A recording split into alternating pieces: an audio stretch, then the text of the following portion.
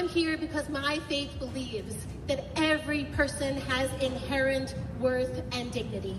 And we also believe that we are bound up in a web of relationship. Every single one of us is connected, and when any one of us is harmed, all of us are harmed. And because of that, we are called to be people of conscience and called to be people of moral courage, to stand up, to go out into our communities, to help protect one another, to disrupt systems of oppression. This is the holy work that we are called to do as people of faith. May we be a people who find power and support and sustenance in one another, and may we be a people who don't.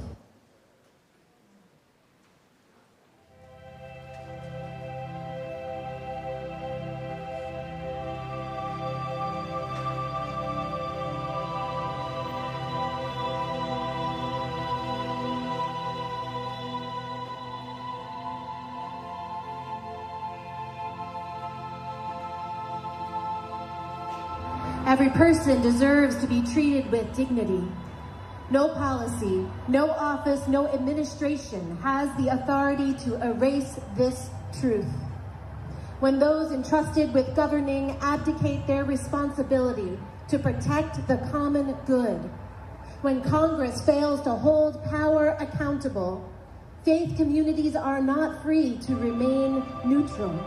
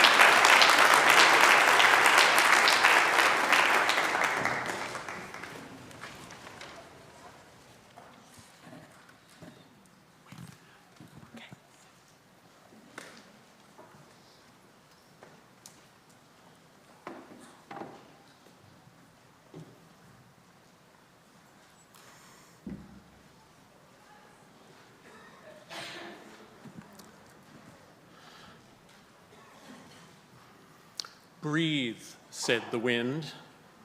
How can I breathe at a time like this when the air is full of smoke, of burning tires, burning lives? Just breathe, the wind insisted. Easy for you to say if the weight of injustice is not wrapped around your throat, cutting off all air. I need you to breathe. I need you to breathe. Don't tell me to be calm when there are so many reasons to be angry, so much cause for despair. I didn't say to be calm, said the wind. I said to breathe. We're going to need a lot of air to make this hurricane together. Come, let us be together in a time of worship.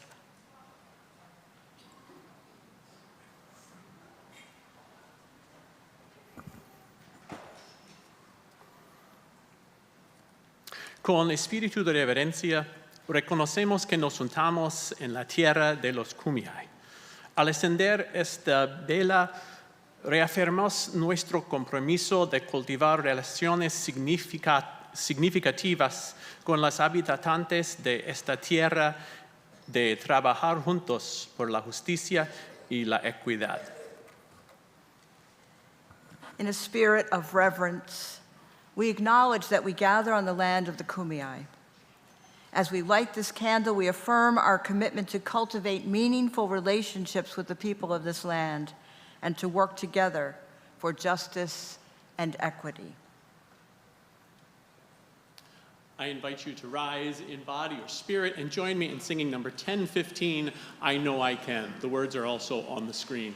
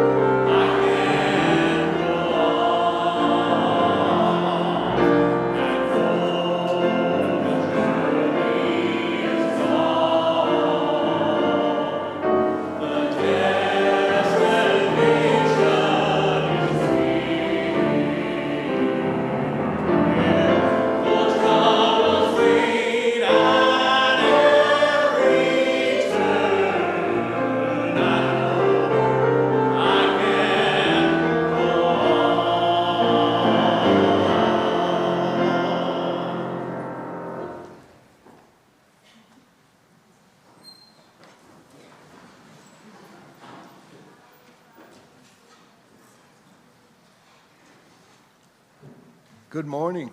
Good morning. Welcome to the First Unitarian Church of San Diego, where we worship each Sunday in the South Bay, in Hillcrest, and online. Our mission is to create community, nurture spiritual growth, and act on our values to help heal the world. I am Jim Davis. I use the pronouns he and him, and I serve as a member of your board of directors. If you're visiting, I want to extend a special welcome. I invite you to fill out the visitor's form in your order of service and return it to the welcome table. If you're joining us online, you can also fill out a visitor form at the link on the live stream page or in the YouTube service description. We would love to connect with you.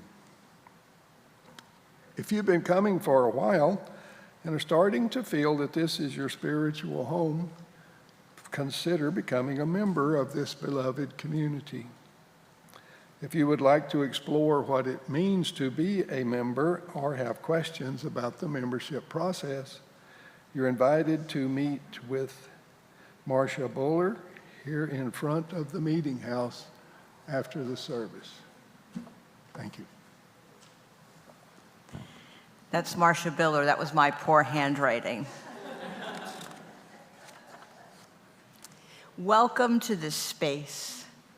Bring all of who you are in the beauty of languages and cultures and skin tones that come together in your uniqueness.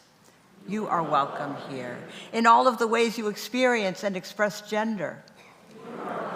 In the beauty that is whom you love and how you love.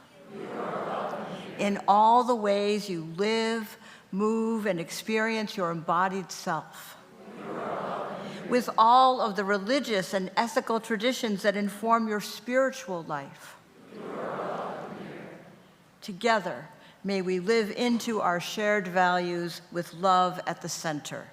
It is good to be together. I invite you again to rise in body or spirit and join me in singing our church hymn and reciting our church aspiration.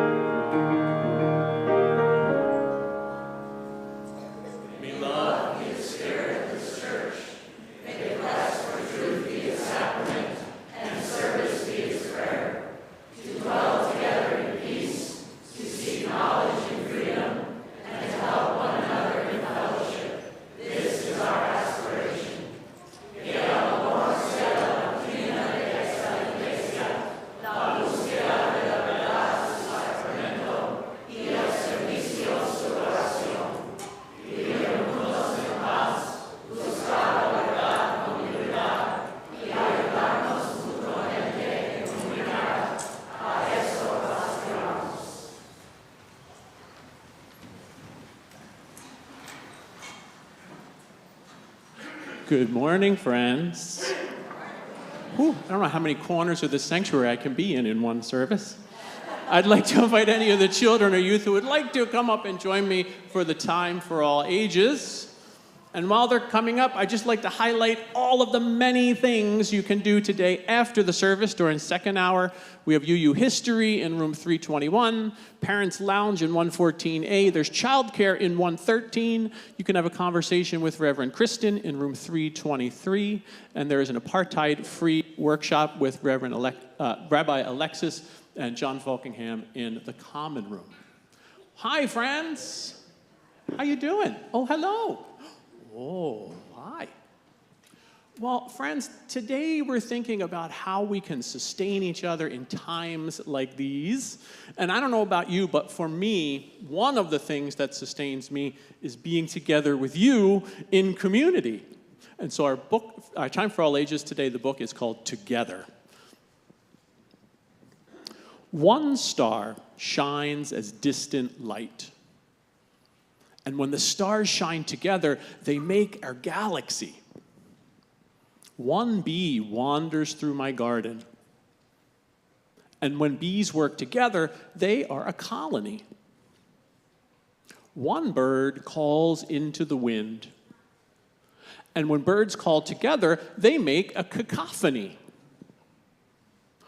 One tree grows toward the sun. And when trees grow together, they make a canopy.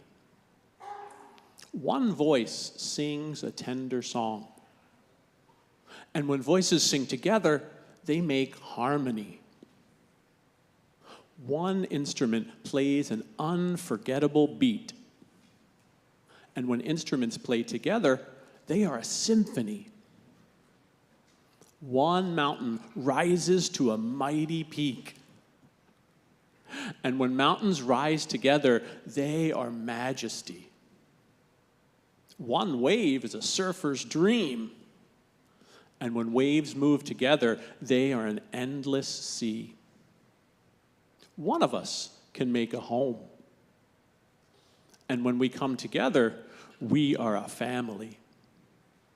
One of us can love with all our heart. And when we love together, we build community. One of us can speak up for justice. And when we speak up together, we create a world of possibility. Well, thank you, friends, for listening to the story with me. And there was a frog on every page. I'm glad you noticed. Did you notice the frog? Sometimes it was a frog mask, and sometimes it was just a little frog like hiding in the corner. You know, I think this book was written before this became a thing, but frogs now have become sort of a symbol of standing up to fascism and corruption. And so I think it's kind of appropriate that there was a frog on every page. So maybe we can be froggy together. You think that's a good idea? All right, friends, as a community, those of us up here are going to stand up and be leaders for a moment as we lead our congregation in our affirmation. We'll say it first in English and then in Spanish. We are Unitarian Universalists, a people of open minds, loving hearts, and welcoming hands. Somos unitarios, universalistas, personas de mentes abiertas, corazones amorosos y manos que dan la bienvenida. And now, friends, I invite you to join your leaders out on the patio, and you can head to your groups. I have one more thing to do here, and I'll join you momentarily.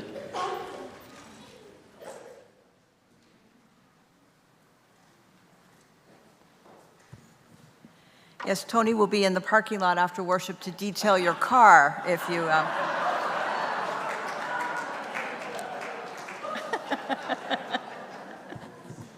I would like to invite up Matt Kaplan and the call discernment team as the handbells also take their places. And maybe the team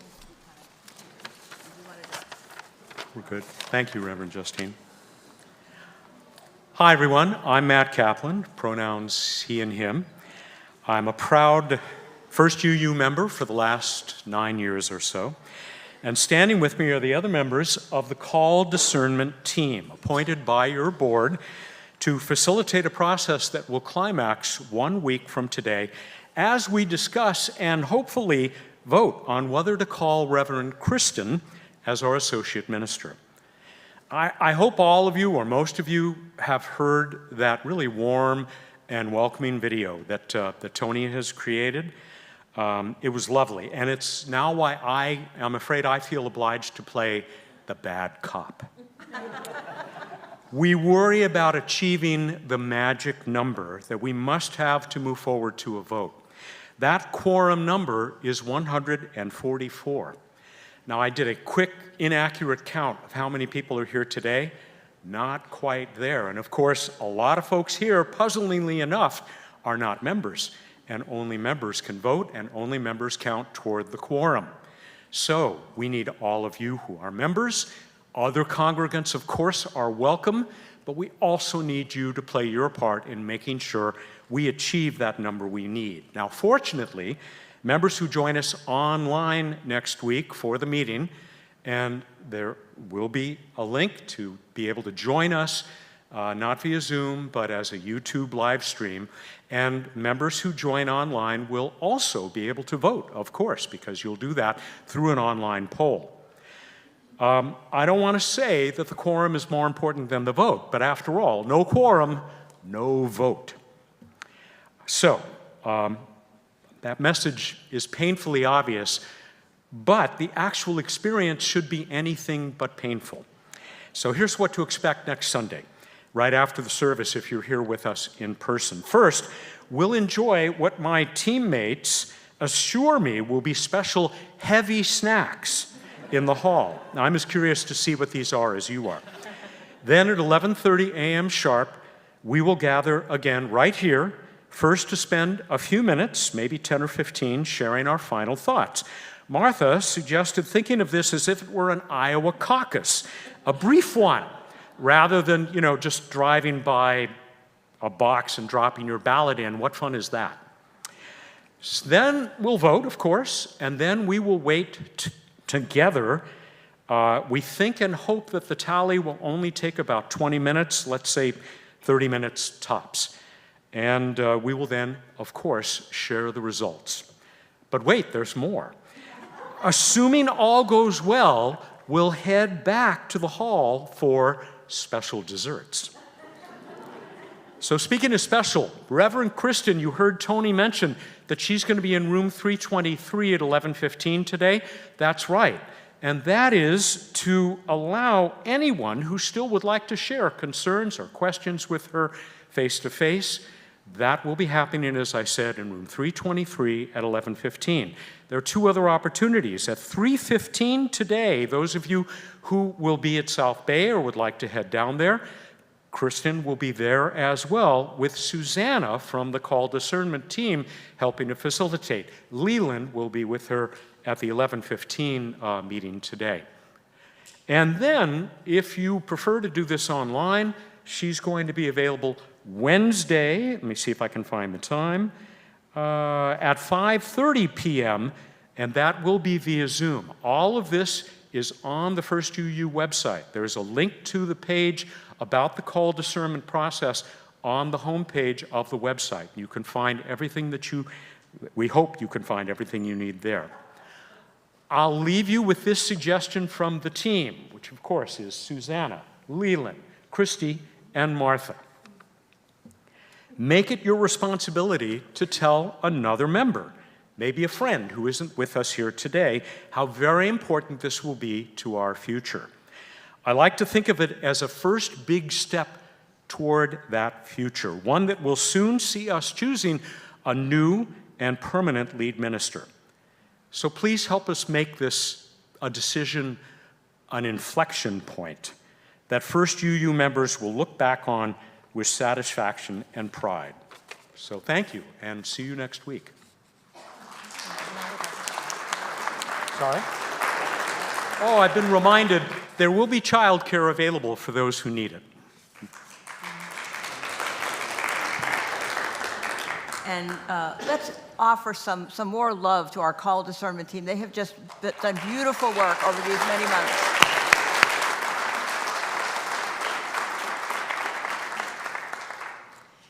Here at the Hillcrest campus, we have lay ministers available after worship to offer a listening presence.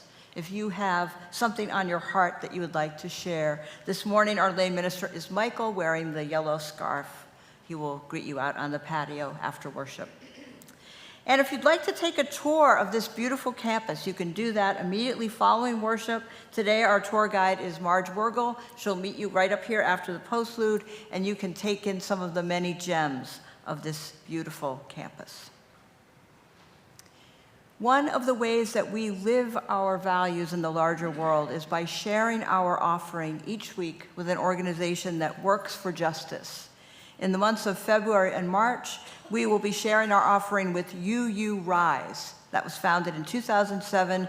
UU Rise provides no-cost and low-cost legal and related services for immigrants and refugees. Now more than ever, immigrants are being targeted, harassed, and mistreated. Supporting UU Rise is something we can do to help get legal assistance to those who urgently need it. You can give through text to give at the number on your screen. You can also donate this morning here in person by cash or check in one of the boxes in the middle part of the sanctuary. or online at our church website, firstuusandiego.org. Thank you for your generosity. The morning offering will now be joyfully given and gratefully received.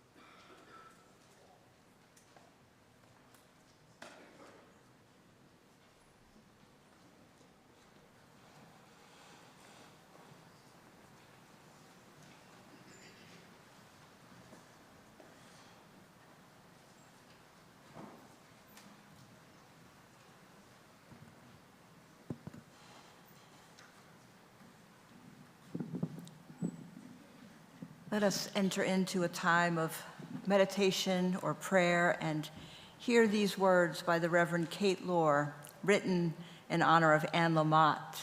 The piece is called "Reluctantly I Use the Word Evil." I do not use the word evil lightly. I have watched it cheapened, tossed like a stone to shatter conversation, to claim God is on one's side, to flatten the sacred complexity of human souls. I believe too much to believe that simply.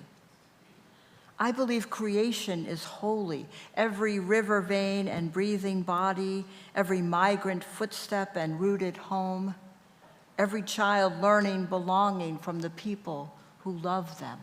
So hear me clearly. I do not speak of evil as a monster roaming elsewhere. Not horns, not shadows, not them. I speak of evil as the moment a human heart grows small enough to confuse power with purpose. Evil is not mystery, it is recognizable. It is the taking of a life with smug satisfaction, as if force were virtue, as if a badge or border could sanctify a bullet. It is lying with impunity, falsehood polished into policy, repeated until truth is the one made suspect. It is oppression. The public stripping of safety from those who dissent, the casual contempt for difference, a sneer where compassion should live. Evil surfaces when greed speaks louder than grief, when ambition silences conscience, when people are killed while protecting others, and we avert our eyes, calling it order, calling it necessary, calling it nothing at all. This is not black and white theology. It is flesh and blood morality. I do not claim to know God's thoughts, but I know this: love is never cruel. Truth does not need disguises. Justice does not mock the wounded. And any system, any movement, any faith, any nation that asks us to harden our hearts to survive its demands is already bending toward the abyss. So yes, today, with sorrow and precision, I use the word evil. Not to damn, but to warn. Not to separate, but to call us back to the holiness we are forgetting, to the humanity still within reach, to the fierce love that still insists we choose one another.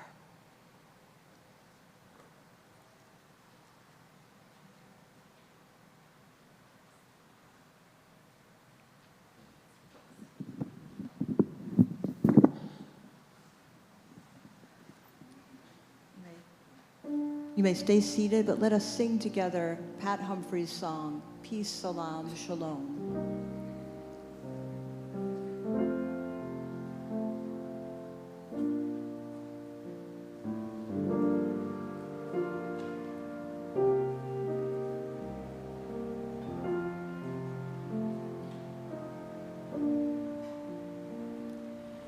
Peace, salam,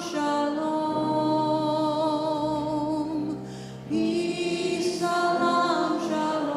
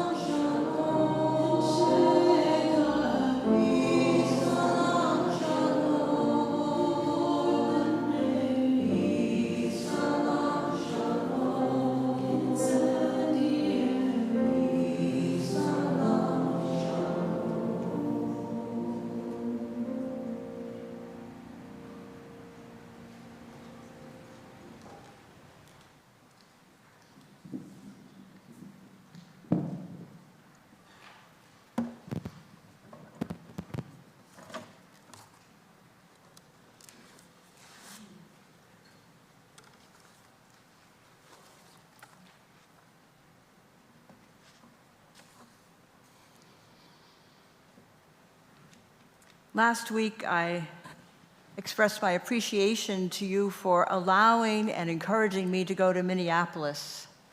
And some of you asked if there had been a special collection taken up to financially support my travel and attendance there. And so I want to make clear, very clear, that part of the compensation that Reverend Kristen and I receive as your ministers includes professional expenses that allow us to attend trainings and retreats and to participate in gatherings like the one I went to in Minneapolis. Because you value our presence in the larger sphere, and because you allow us to represent you at important marches and rallies and actions. You saw a lot of pictures this morning of your ministers and other beloveds engaging in public witness. And so because of that value that we hold together, I was able to say yes to the call for clergy to come to Minneapolis. And what I want to share with you is that there is hope in the struggle. There is joy in resistance, and there is beauty, and there is deep and abiding love.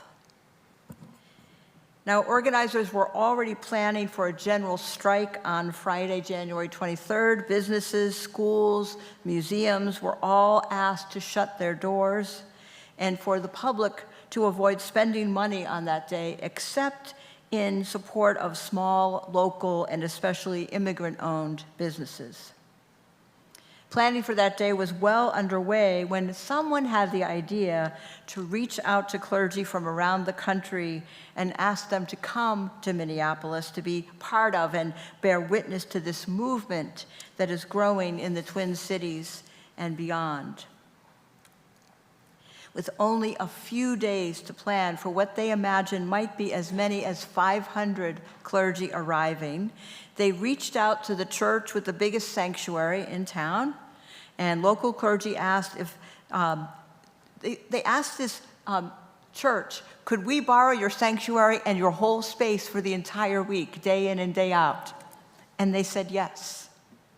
And local congregants offered homestays and help with meals. Everyone said yes. And then over 1,000 clergy arrived. They actually didn't want us to say how big the number was. Maybe they were afraid that even more federal agents would arrive. So they were saying 600 or 700, but it was 1,200.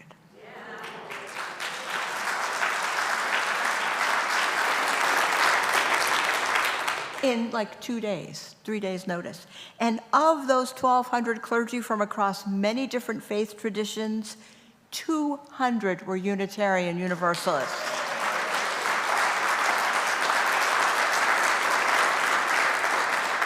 We show up. We show up for justice and for our siblings who need us. And what I experienced was the warmest welcome imaginable. We gathered for a full day of preparation, learning, song, especially song and prayer. The locals were worried that those of us from other parts of the country would not know how to dress for a Minnesota winter. They weren't wrong. And so there were like 6 tables like this, heaped with coats and sweaters and gloves and scarves in every size, all organized, donated so that we would not be cold. And they were to be taken by whoever needed them. We spent our first full day learning together. In the morning, we learned about the history of this movement begun years ago in response to the killing of Michael Brown in St. Louis and George Floyd years later in Minneapolis, and so many other beloveds in between. What had started as individual identity-based advocacy groups became and is becoming a true coalition of partners, working for a common goal, a shared vision of beloved community. We prayed together for those lost and for the safety of those now under siege. We gave thanks for our own broken hearts that compel us to keep moving forward and to avoid the fracturing that can happen when communities of different backgrounds come together, because that fracturing only gives power to the ones who seek to destroy us. And we sang songs of joyful resistance, songs of community, songs of love. In the afternoon of that first full day, many of us traveled to the site where George Floyd was killed, and then just a few blocks away to where Renee Good was killed. What I had not realized is that there have been many others killed in the time between those two deaths, George Floyd and Renee Good. And in this community of Black-owned businesses, there are memorials to those lost to state-sponsored violence. We pause to hear their names and to see their beautiful faces in photographs and in murals. We remember them.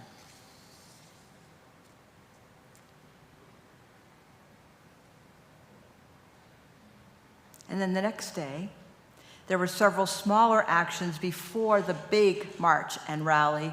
I went with about 100 clergy to the flagship Target store. Target has its headquarters in Minneapolis, and you might recall Target has really courted the support of the LGBTQ community, but they have stepped away from embracing diversity, equity, and inclusion. And they donated $1 million to the president's inaugural. And even more importantly, they have allowed ICE to use their parking lots across the country to stage their raids, and they have allowed ICE to enter their stores and kidnap employees without proper warrants. So we were there to ask Target to stop cooperating with ICE and to return to right relationship with the communities whose business they have always counted on. We sang songs in this wonderful atrium, and it just reverberated with the sound of at least 100 voices. There was a balcony up above, and we just filled the space, singing songs, and a few local faith leaders spoke.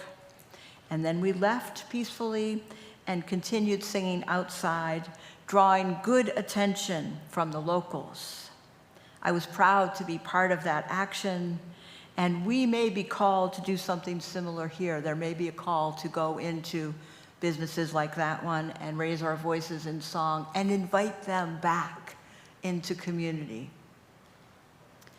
Then the big rally that drew thousands, braving very cold temperatures. You might remember Dale and I went home to the Boston area over the Christmas break.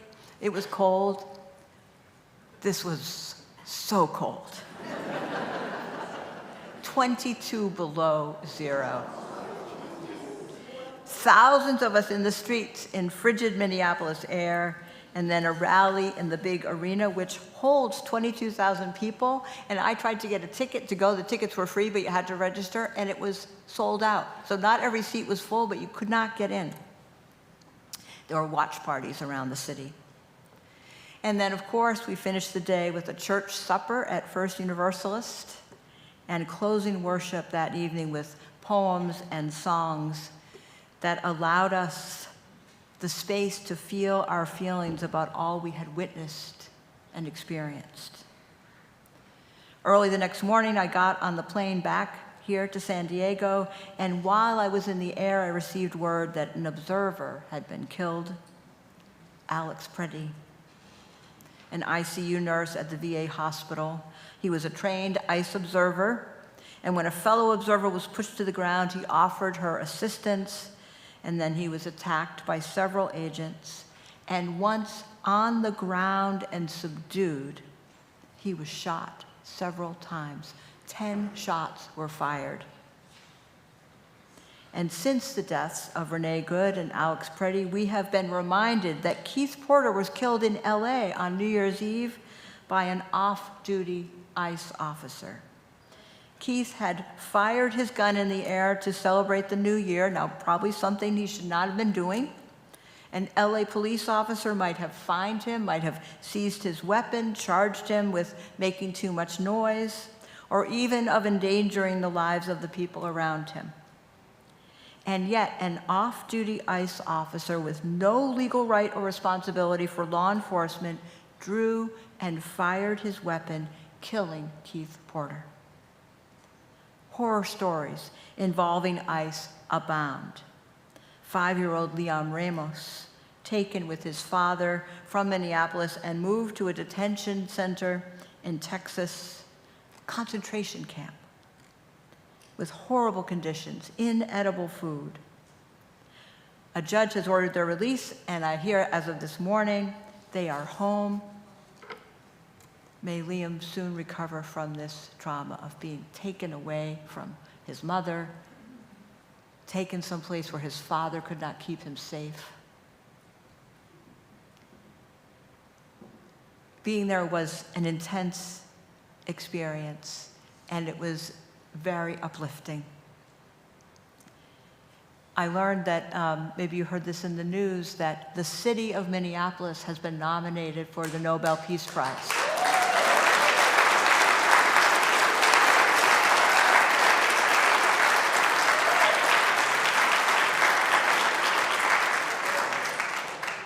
The local leaders are exhausted, weary, and yet so clear in their resolve. While I was in the city, I took a number of Lyft rides, all driven by immigrants, all grateful for our presence, for the work of the many who are doing all they can to keep them safe, bringing them food. People are afraid to leave their homes to get groceries. They're not going to work. There are calls to help with rent so people don't get evicted. Walking their children to and from school, if their children are willing to go to school, so that parents can avoid being abducted in front of their children. And everyone is afraid. And that, beloveds, is the point of all this, to create fear and to divide us. But it will not work. We will not be divided, and we will not let go of each other. The folks in Minneapolis, St. Paul began working together after the death of George Floyd.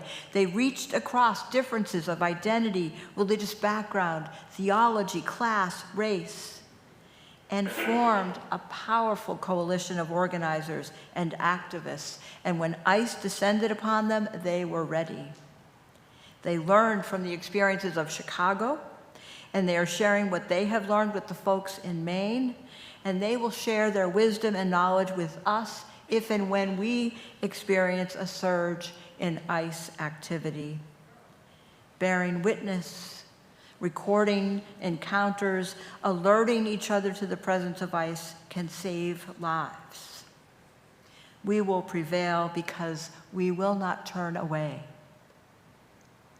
In 1993, at a day of mindfulness, of 2,000 people gathered in Marin County, Thich Nhat Hanh offered these words as part of an address entitled, "The Next Buddha May Be a Sangha." It is possible the next Buddha will not take the form of an individual. The next Buddha may take the form of a community practicing understanding and loving kindness, a community practicing mindful living. And the practice can be carried out as a group, as a city, as a nation. Dear ones, this is the beloved community that we seek to create and nurture and share. In times like these, we need one another. Let us say yes to the call to hold each other up. May it be so. Amen.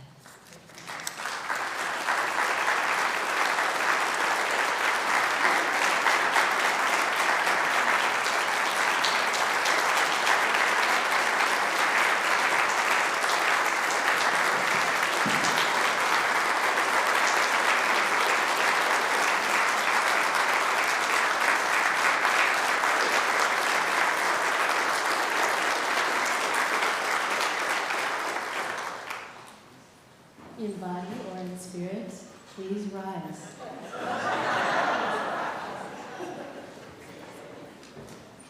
We're gonna keep on moving forward. Keep on moving forward. Keep on moving forward.